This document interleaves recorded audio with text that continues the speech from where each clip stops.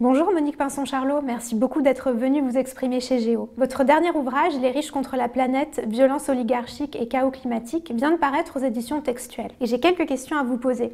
On va commencer par la notion de richesse. Elle est souvent associée au revenu alors qu'elle est en réalité bien plus large. Quels sont les autres attributs des riches? Le pouvoir? L'influence? Alors oui, mais c'est une question effectivement qui est essentielle pour comprendre la violence de classe, la violence des rapports d'exploitation et de domination entre ceux qui détiennent les titres de propriété qu'ils ont en général hérités de quartiers de noblesse et de quartiers de bourgeoisie précédents, qui s'inscrivent dans une dynastie familiale de la bourgeoisie ou de la noblesse. Et puis ensuite, ces titres de propriété, ils devront les transmettre aux générations futures. Donc c'est très important pour répondre à votre question sur la notion de richesse, parce que en construisant, c'est une construction institutionnelle, qui est totalement arbitraire, qui pourrait ne plus exister, c'est une construction sociale, et qui est importante dans le rôle de la sociologie, parce que le rôle de la sociologie, c'est vraiment de chercher à dévoiler ce qui est caché. Et c'est très important que d'emblée, je situe cet entretien dans le temps long de l'histoire, du passé, du présent et de l'avenir, dans la mise en relation de ces différents moments de notre histoire, parce que la richesse s'est peu à peu construite, elle aussi, dans ces milieux-là, de façon très différente des autres milieux, des classes moyennes et surtout des classes populaires.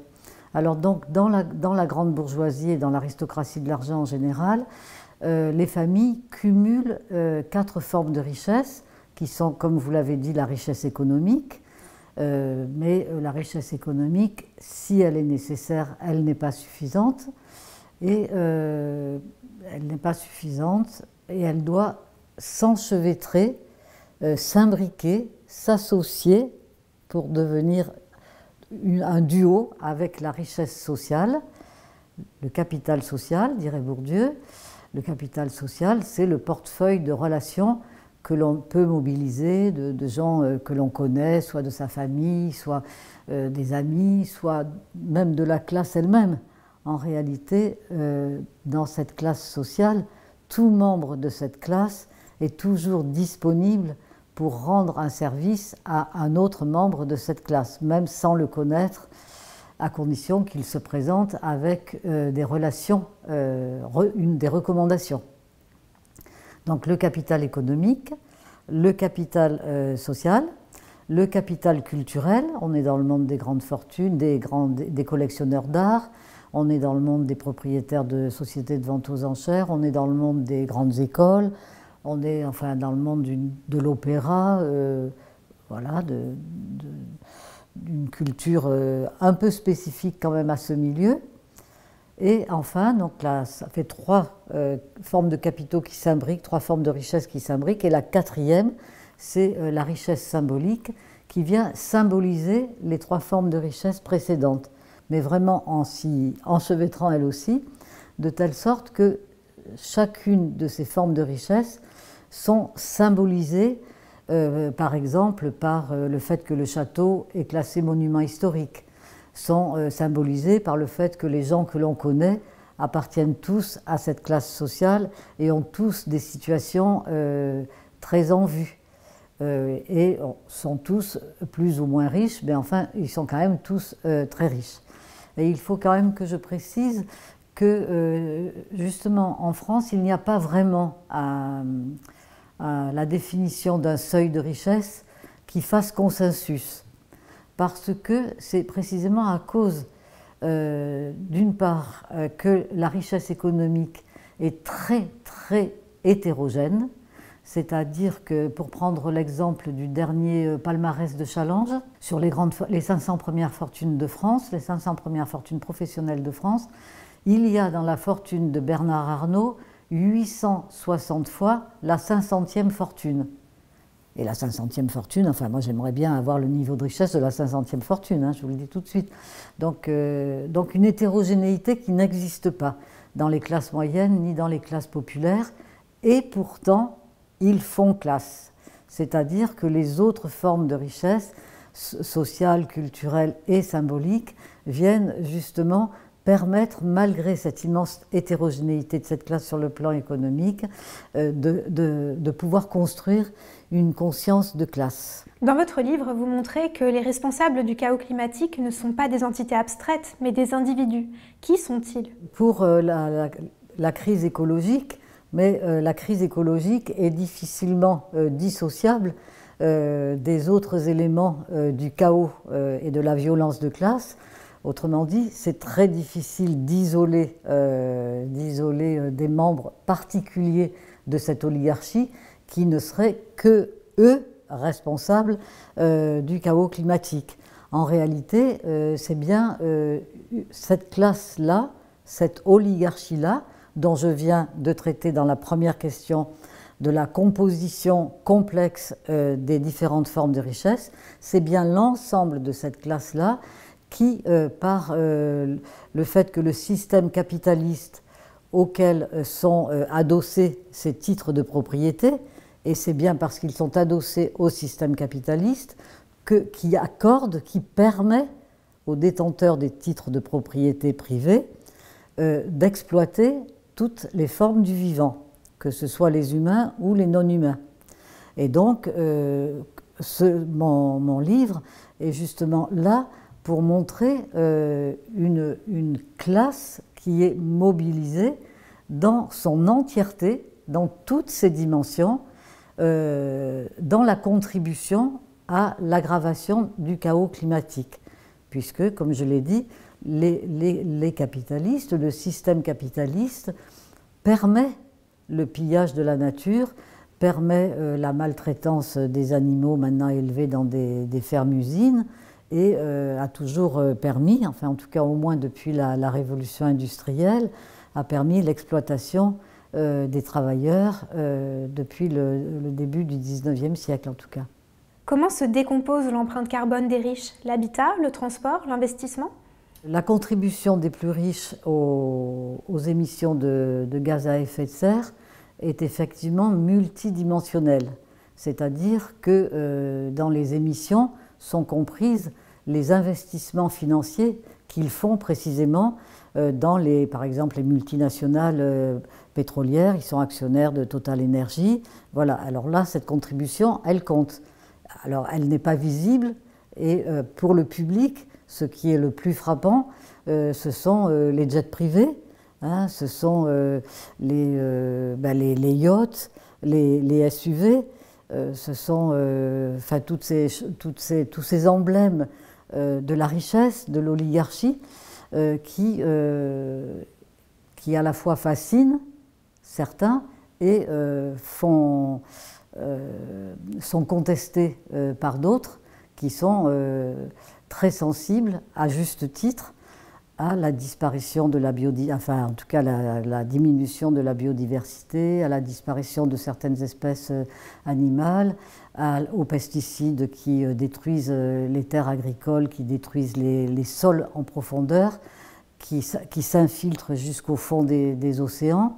Enfin, le chaos climatique, c'est un phénomène social total, comme le disait Marcel Mauss, c'est-à-dire c'est un fait social total, c'est un fait qui mobilise l'ensemble de tous les secteurs de l'activité économique et sociale, de telle sorte que ce qui m'a beaucoup intéressé à faire ce livre, c'est précisément à proposer une contestation théorique, une contestation philosophique, une contestation profonde de la façon de penser. La pensée dominante impose aux dominés une pensée substantialiste, c'est-à-dire une pensée qui est découpée en morceaux. On vous parle à un moment, par exemple, de la montée des océans, à un autre moment de la décongélation du pergélisol, à un autre jour, ça sera la montée des températures, mais sans jamais vous expliquer qu'il s'agit là du chaos climatique qui est, et je vais donner après quelques chiffres qui vont le prouver, qui est vraiment lié au système capitaliste. Là, je suis face à une pensée vraiment relationnelle, c'est-à-dire sans arrêt, je dois mettre en relation des tas d'éléments et les lecteurs et lectrices doivent suivre ce processus de mise en relation. Mais cette mise en relation, c'est un bonheur existentiel, parce que c'est la seule façon de comprendre exactement ce qui arrive, de comprendre exactement ce qui va advenir, de comprendre exactement ce que nous pouvons encore faire aujourd'hui. Si je regarde à l'échelle de la planète, ma source c'est World Inequality et c'est 2023. Si on regarde donc à l'échelle de la planète, je prends les 50% les plus pauvres de la planète et ils émettent chacun 1,6 tonne de gaz à effet de serre par an et par personne, ce qui représente 12% des émissions de gaz à effet de serre sur l'ensemble de la planète par an, les 50% les plus pauvres. On passe aux 40% des classes moyennes. 40% des classes moyennes qui émettent 6,6 tonnes par an et par personne, ce qui représente 40% des émissions totales par an pour la planète. Enfin, je passe aux 10% les plus riches. Là, je suis à 31 tonnes par an et par personne, ce qui représente 48% des émissions de gaz à effet de serre pour les 10% les plus riches. Et si je monte, si je mets la focale sur les 770 000 personnes les plus riches du monde, je suis à 2431 tonnes par an et par personne. Il n'y a pas photo, quoi. Je veux dire, c'est vraiment les plus riches qui contribuent au dérèglement climatique.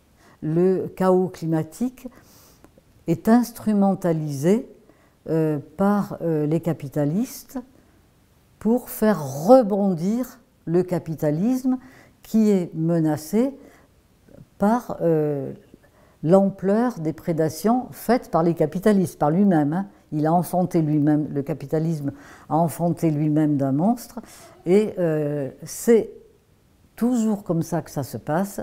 C'est la stratégie du choc c'est le titre d'un livre d'une chercheuse canadienne, Naomi Klein, qui a une formule et une façon de travailler qui est très puissante.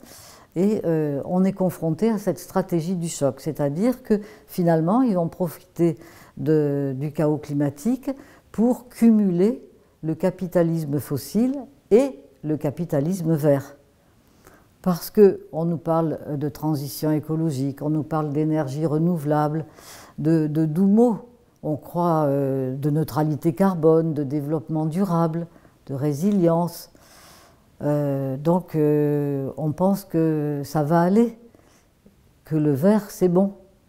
Et non, parce que si vous voulez, pour construire des éoliennes, il faut des métaux, il faut des extractions de terres rares, de métaux rares.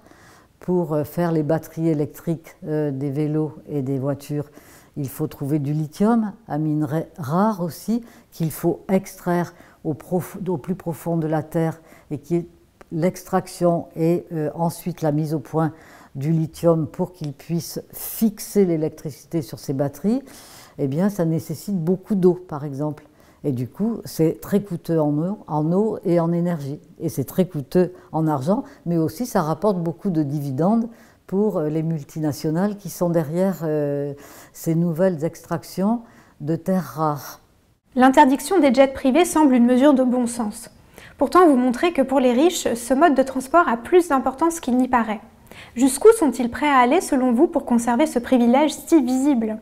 Ah ben, je pense jusqu'au bout, parce que d'une certaine façon, vous avez dit que c'était visible, mais finalement pas tant que ça, puisqu'ils sont quand même... D'abord, ils ont toujours des aéroports spécifiques. En France, c'est le Bourget, l'aéroport pour l'aviation d'affaires. Et donc, ils arrivent, tout de suite, les bagages sont scannés, ils passent, ils n'ont pas à attendre. Ils sont reçus comme des rois, comme des princes, ils sont gâtés. Il y a du personnel à leur service et c'est un personnel qui n'est pas qui ne sont rien que l'on peut voir dans les gares, comme disait Emmanuel Macron. Là, ils sont en tenue, en uniforme, enfin en tenue pour être à la fois transparent et faire partie du décor au service des plus riches. Et puis après, le confort de ces jets privés est quand même assez énorme. C'est silencieux, c'est très confortable. On vole moins haut que les gros avions de commerce, enfin qui sont pour le public. Ils sont plus petits et surtout, donc, c'est un des endroits où ils sont au-dessus de la Terre et de tous les problèmes qu'ils ont créés, finalement, dont ils sont à l'origine. Et ils se sentent, j'ai écrit le joyau de la couronne, ils se sentent au-dessus du petit peuple, ils se sentent, mais ils savent, d'après les contacts que j'ai eus, mais ils savent qu'ils émettent beaucoup de tonnes de carbone. Ils savent que c'est très, très défavorable à la Terre, au climat. Par exemple, lorsque Bernard Arnault a été suivi par le compte Instagram L'avion de Bernard en mai 2022, pendant un mois, il avait émis 176 tonnes. Un mois en jet privé, 176 tonnes, alors que, comme vous l'avez dit, en France, la moyenne est de 9 tonnes. Et si on suivait les préconisations du GIEC, l'idéal, ce serait qu'on soit à 5 tonnes. Le séparatisme se poursuit jusque dans les jets privés, qui ont même leur propre aéroport. Toujours, on retrouve toujours la même logique de séparatisme. C'est-à-dire de cet entre-soi qui leur permet de poursuivre l'exploitation et la domination de classe. Le dissemblable est toujours malvenu parce qu'au fond, le dissemblable rappelle par sa seule présence l'arbitraire de leurs privilèges. Vous vous consacrez un chapitre de votre livre à l'autoroute A69 et vous parlez de l'effet de cliquet. De quoi s'agit-il? Le titre de cette pièce de mon puzzle, qui apparaît tout au début du livre, je l'ai appelé l'A69, un véritable bijou oligarchique. Tellement je trouve que c'est parfait. L'A69, donc c'est cette portion d'autoroute qui a été déjà en partie, le chantier est déjà très avancé sur 53 km, et une autoroute qui est inutile, qui ne sert à rien, qui a déjà rendu possible la destruction de 300 hectares de terres agricoles, l'abattage de 250 arbres, et alors qu'il y a la nationale qui est à côté, qui relie donc Castres à Toulouse, 53 km, qui seront donc autoroute et la nationale. Donc ça ne sert à rien, c'est fait pour soi-disant gagner 20 minutes, ce qui serait très important par exemple pour les laboratoires pharmaceutiques Pierre Fabre, mais à l'heure du chaos climatique, à l'heure de la gravité de ce qui se passe, de la montée des températures, de toutes les choses qui sont liées à ce dérèglement climatique, jusqu'à même des tremblements de terre plus fréquents et parfois plus violents, cette autoroute est un non-sens absolu, c'est absurde. J'ai lu que dans le contrat entre la France, enfin les autorités publiques et la société concessionnaire à Tosca, il y a un tout petit passage écrit qui indique qu'il n'y aura jamais de possibilité de revenir au public en cas de problème. Ça restera toujours une concession privée qui ne pourra jamais revenir au public. Et donc ça, c'est intéressant parce que c'est un peu aussi, ça fait partie des roueries de l'oligarchie que de faire ce que Paul Jorion, un anthropologue et financier belge, appelait l'effet de cliquet. C'est-à-dire que quand il s'agit de faire avancer le système capitaliste dans une forme de radicalisation, on met des effets de cliquet pour être sûr de ne jamais pouvoir revenir en arrière. Donc vous voyez, le bijou oligarchique, il était parfait. Dans votre livre, vous parlez des refuges des riches, notamment en Nouvelle-Zélande, en Patagonie ou sur les îles du Pacifique. Pense-t-il vraiment qu'ils seront là-bas en sécurité alors que les dégâts qu'ils provoquent sont mondiaux? Alors le séparatisme des riches, comme je l'ai dit, est absolument omniprésent. C'est vraiment le résultat de toutes nos enquêtes, Michel et moi, de plusieurs dizaines de livres avec des BD, de films, de jeux de société même, enfin, sous tous les angles, nous avons travaillé cet entre-soi, nous avons travaillé cette forme d'apartheid, cette forme de séparatisme des riches.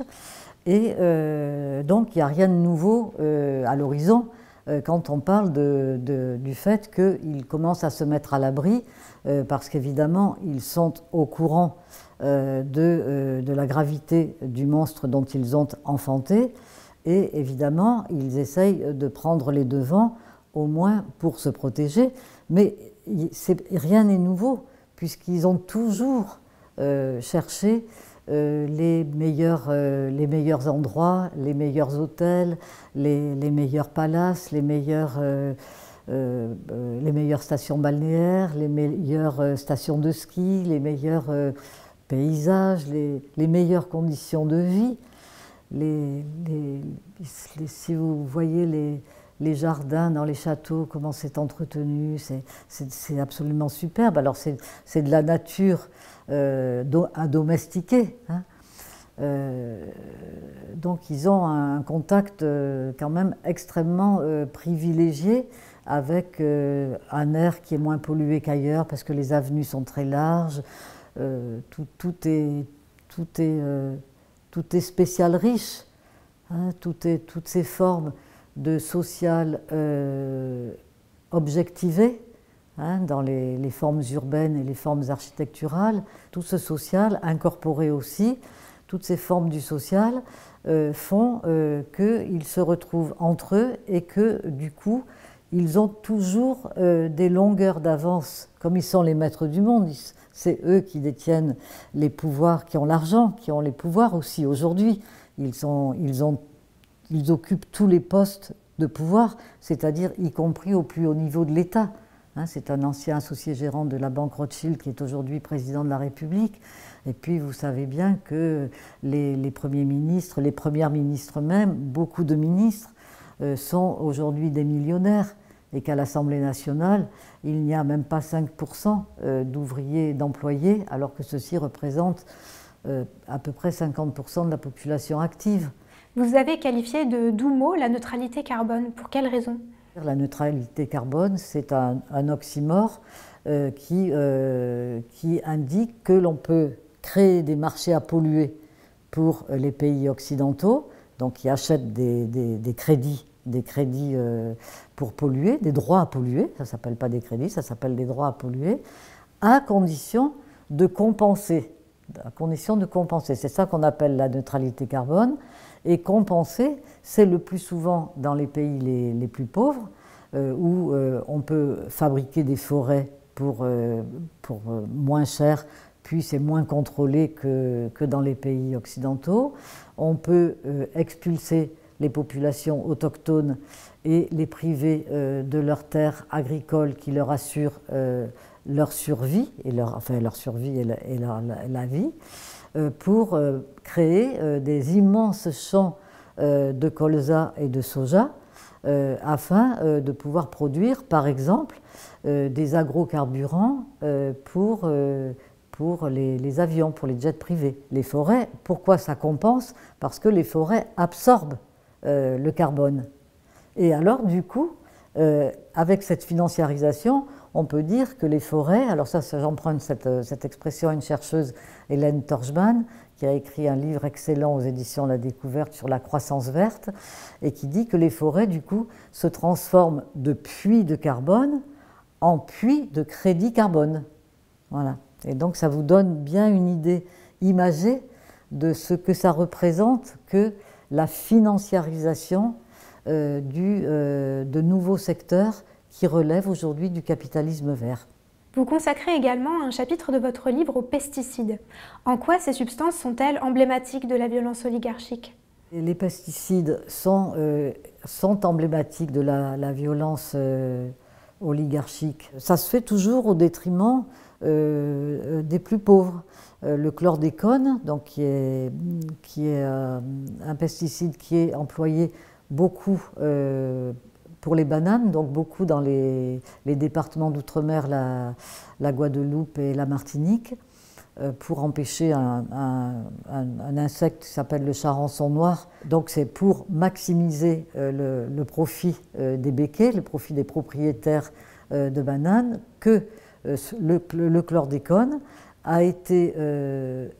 qui a été interdit aux États-Unis à partir de 1977, mais qui a continué à être présent en France et dans ces deux départements d'outre-mer jusqu'en 1990 pour la France, mais qui a été prorogé sous François Mitterrand de 3 ans pour les deux départements d'outre-mer. Et donc pendant ces 3 ans, le chlordécone a continué à impacter. Alors lui, c'est bien documenté au niveau médical, c'est le cancer de la prostate.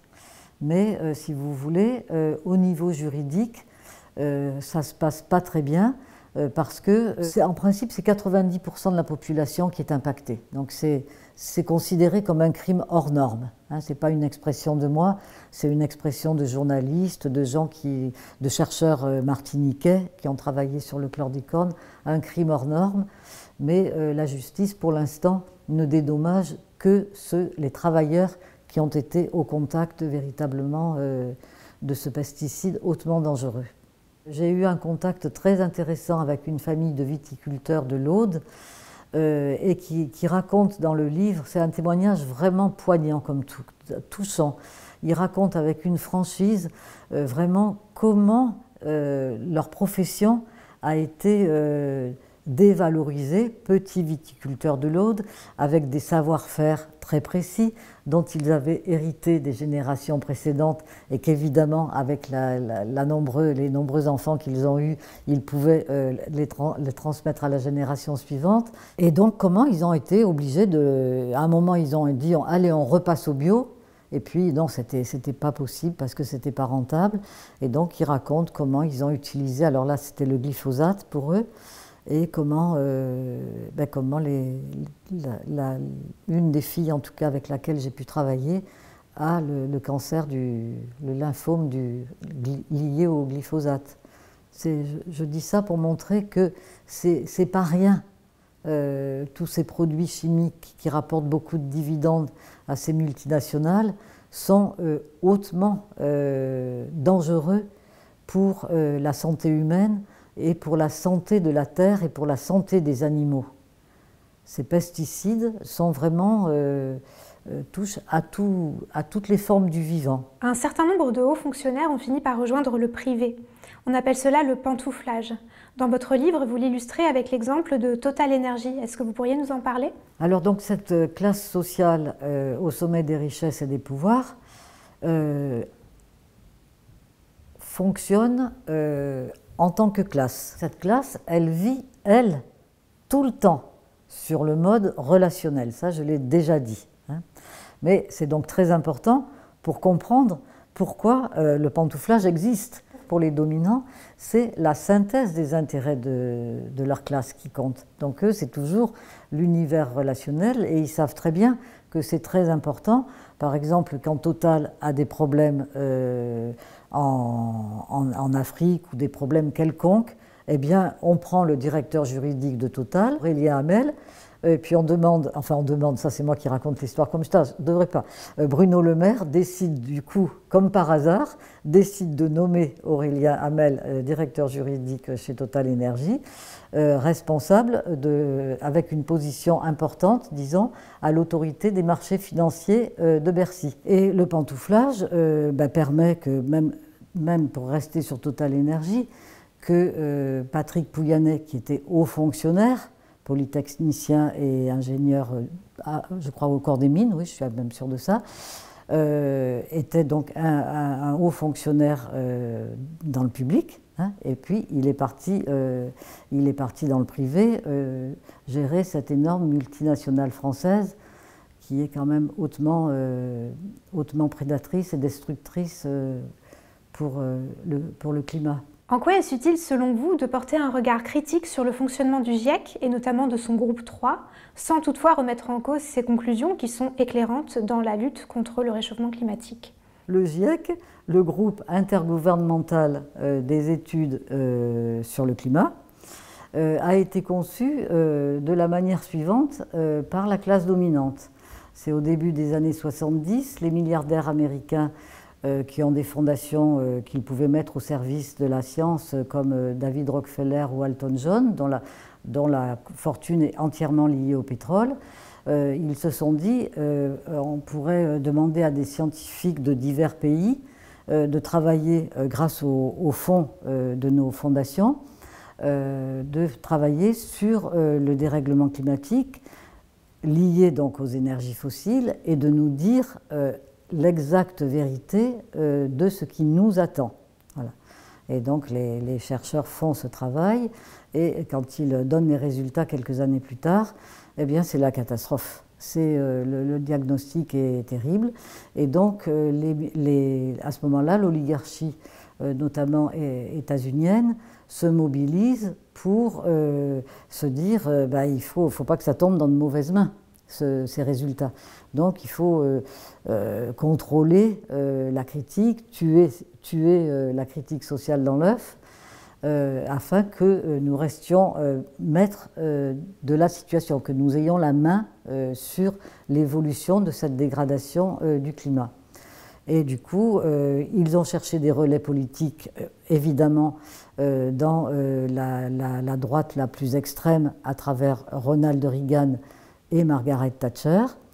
Et voilà, le GIEC s'est mis à travailler avec des chercheurs qui sont donc cooptés par les gouvernements, donc avec un système de cooptation qui peut être orienté plus vers un travail de chercheurs qui se fait uniquement dans la perspective de la poursuite du capitalisme, qui soit en harmonie avec l'attente des financeurs et non d'ouvrir, pour moi, enfin en tout cas ce qu'aurait dû faire le GIEC, ce que devrait faire le GIEC, il n'est évidemment pas trop tard, c'est ils font un travail excellent sur la poursuite du capitalisme.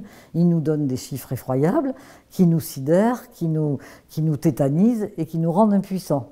Parce qu'ils n'ouvrent pas, vraiment en tout cas, une perspective post-capitaliste. Et donc, vraiment, je suis très demandeuse de la création de cette seconde perspective post-capitaliste qui, évidemment, permettrait de comprendre l'intérêt du travail que je fais et que font beaucoup d'autres chercheurs, évidemment je ne suis pas la seule,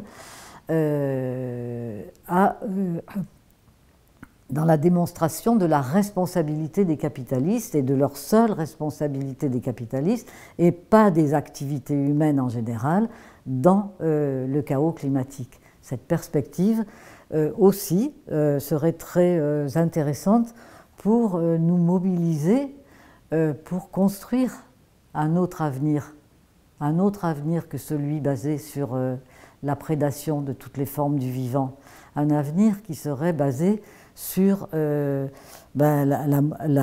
fait que la Terre ne nous appartient pas, mais que par contre nous appartenons à la Terre, que nous cherchons à être heureux sur cette Terre, à vivre dans la nature, à vivre dans la bonne compagnie des animaux, à vivre dans la solidarité avec les autres humains, dans l'altérité.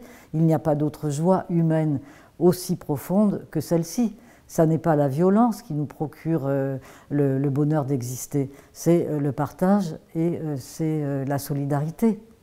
Cette perspective post-capitaliste dont vous parlez, comment pourrait-on la construire ? Pour cette perspective post-capitaliste, on pourrait se servir précisément du fonctionnement de cette classe dominante, donc une société sans chef d'orchestre, il n'y a pas de chef, chacun a la responsabilité de représenter les intérêts de sa classe, et puis les instances de coordination. Donc nous, on essayerait de faire pareil, c'est beaucoup plus difficile puisqu'on est beaucoup plus nombreux et puis on n'a pas ni l'argent ni les pouvoirs de la classe dominante sur laquelle j'ai beaucoup travaillé. Mais là, il n'y a pas le choix, c'est un rendez-vous historique, il faut qu'on réfléchisse à des changements profonds dans notre manière de combattre. Donc il faut accepter l'altérité, la différence des points de vue et la coordination.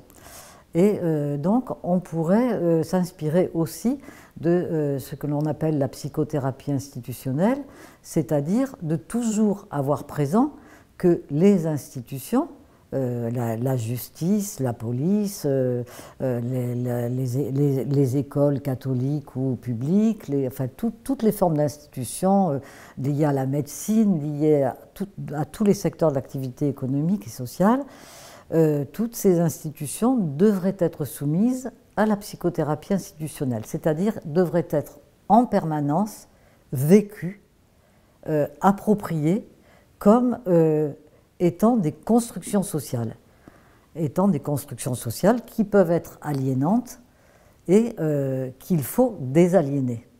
La psychothérapie institutionnelle nous permettrait de toujours être dans l'échange, être dans la bienveillance avec l'autre, dans l'altérité, d'avoir toujours cette espèce de recul, parce que précisément, les institutions ne seraient plus considérées comme in vitam aeternam, des constructions sociales sacrées, d'une certaine façon, qui peuvent être contestées, qui peuvent être amendées, qui peuvent être construites pour mieux favoriser cette perspective du post-capitalisme. Ça peut être une transition douce pour penser précisément à notre monde, un monde meilleur. Vous évoquez un phénomène qui peut sembler paradoxal, la capacité des riches à financer la contestation qu'ils suscitent. Pouvez-vous nous expliquer ce mécanisme ? Les puissants, les dominants, les capitalistes, peu importe comment on les appelle, les riches, les ultra-riches, ont cette capacité à toujours avoir des longueurs d'avance sur nous, à être toujours prêt à être prêt à tout nouveau mouvement social, à tout imprévu, disons. Voilà, c'était le mot que je cherchais, tout imprévu.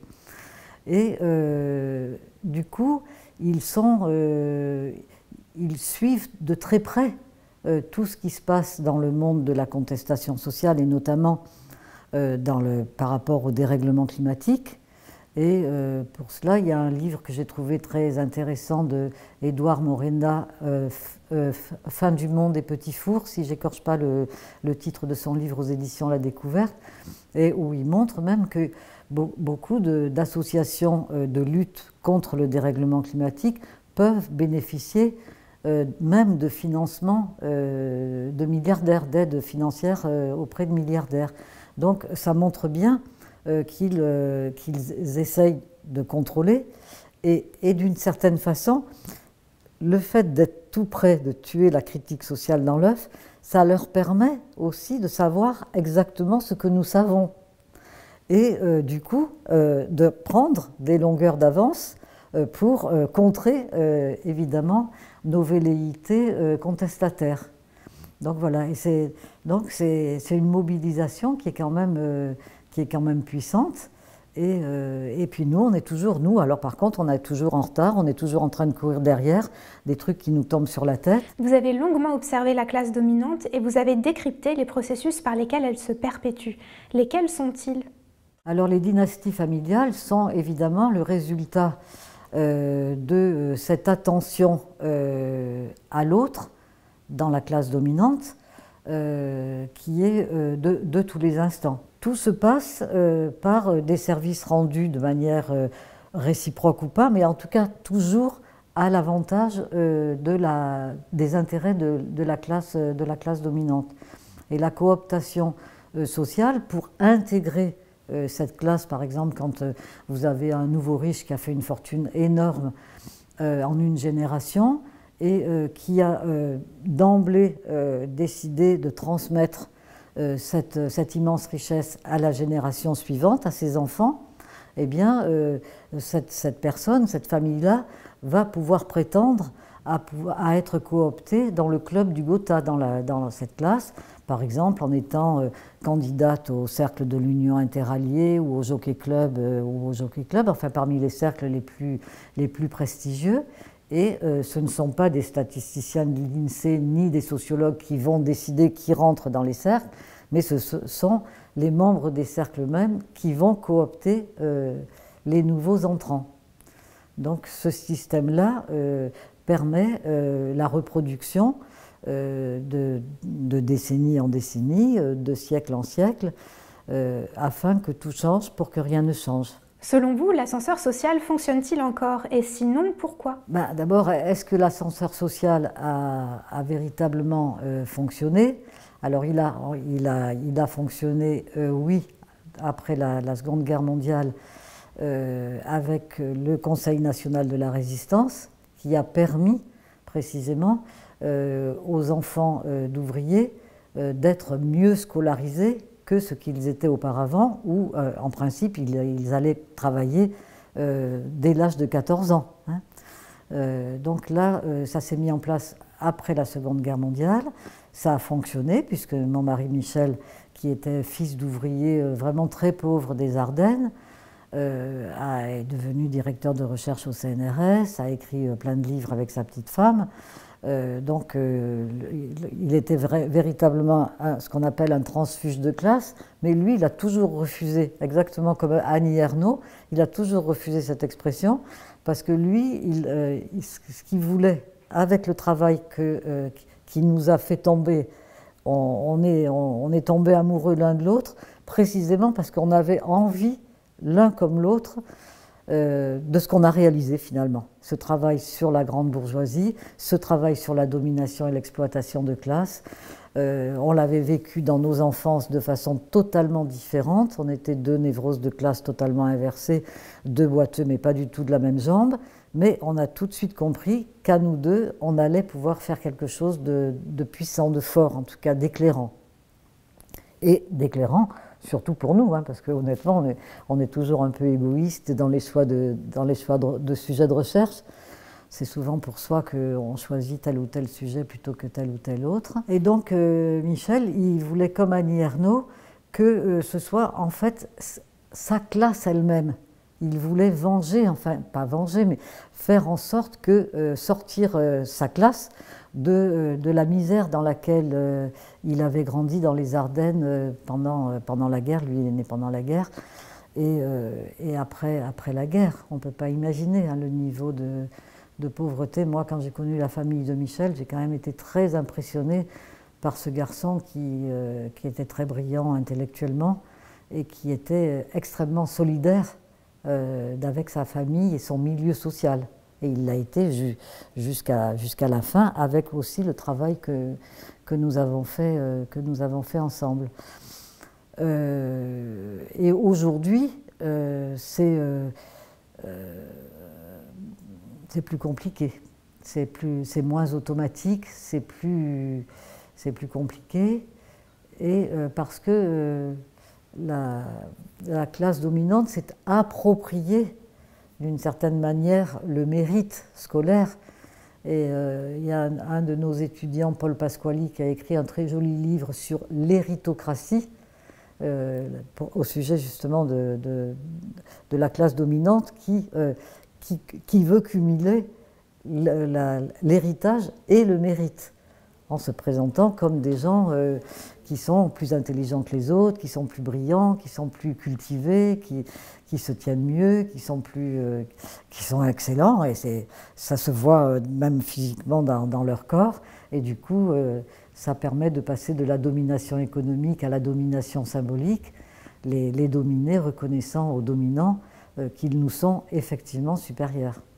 Comment imaginez-vous l'avenir pour les ultra-riches et pour ceux qui ne le sont pas? On a tous vocation à vivre, en tout cas sur la Terre, et on a tous vocation à vivre ensemble.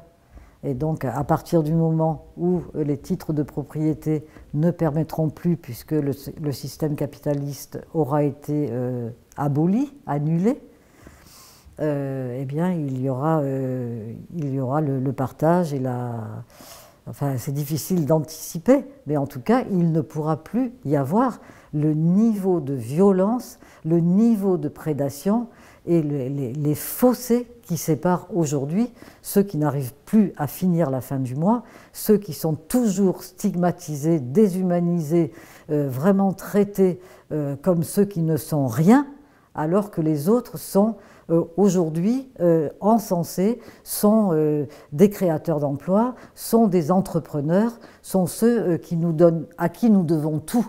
Et si les riches partaient, qu'est-ce qu'on deviendrait, hein? Voilà. Alors que, bien entendu, s'ils partaient, nous, on s'organiserait entre nous, et à mon avis, ça fonctionnerait très bien, et on le sait que ça fonctionnerait très bien. Parce que je vais vous dire, ça sera mon mot de conclusion, la perspective post-capitaliste, le phénomène extraordinaire, c'est qu'elle est déjà là. Elle est déjà là, en France, en tout cas ça je peux vous l'attester. Je fais beaucoup de rencontres dans des éco-villages avec des réseaux de solidarité absolument incroyables. Il y a beaucoup d'écrits, tout ce qui est écrit, c'est fou le nombre de livres qui vont dans le sens d'une vie meilleure, d'une vie sans cette violence, sans les classes sociales, avec une classe dominante qui oppresse toutes les autres classes. Ça existe déjà. Nous évidons l'État capitaliste, mine de rien. Et ce qui manque aujourd'hui, c'est précisément des relais politiques et syndicaux peut-être, enfin des institutions, des relais institutionnels, ça c'est sûr, pour coordonner tout ce qui existe et montrer que c'est déjà très important et que c'est un tremplin pour monter sur cette psychothérapie institutionnelle, pour monter sur cette perspective post-capitaliste et sauver la planète, et sauver l'habitabilité de la planète, et surtout nous donner un espoir dont on a vraiment besoin. C'est pas possible. On a vraiment besoin d'être heureux, de vivre pour demain, de vivre dans la solidarité, de vivre pour ce projet-là, ou pour d'autres. Enfin, je veux dire, c'est pas un projet, c'est une esquisse d'une sociologue qui essaye de mettre en relation des lectures différentes, des approches différentes, des connaissances différentes. Alors il y a des livres qui existent déjà, qui capitalisent déjà toutes ces initiatives. Voilà, mais alors il faut accumuler tout ce qui est dans les différents livres pour que ça soit connu, que l'ampleur de ce que nous réalisons déjà soit valorisée et connue du plus grand nombre. Y a-t-il un point dans cet entretien que nous n'aurions pas abordé, quelque chose que vous souhaiteriez ajouter? Alors je conclurai volontiers en disant que mon espoir de ce livre, c'est aussi que tout un chacun se mette au travail dans ce que j'appelle la vigilance oligarchique. C'est-à-dire que tout un chacun a dans sa commune, dans sa famille, dans sa vie, dans ses écoles, dans son travail, dans tout, chacun est confronté à des choses qui ont à voir avec le dérèglement climatique, en lien précisément avec les puissants, avec ceux qui détiennent les titres de propriété. Et chacun pourrait construire, comme je l'ai fait, écrire simplement pour lui-même et si possible pour les autres, pour essayer qu'on pourrait contribuer comme ça tous ensemble à faire une espèce de puzzle qui pourrait devenir national, géant. Voilà. Je rêve, je le sais, mais je le dis quand même. Et toutes ces pièces feraient du bien à ceux qui les écriraient et qui les construiraient. Et puis on mettrait tout ça en commun. Et ça pourrait nous faire avancer de façon coordonnée et de façon solidaire et de façon très intéressante pour tout un chacun. La vigilance oligarchique.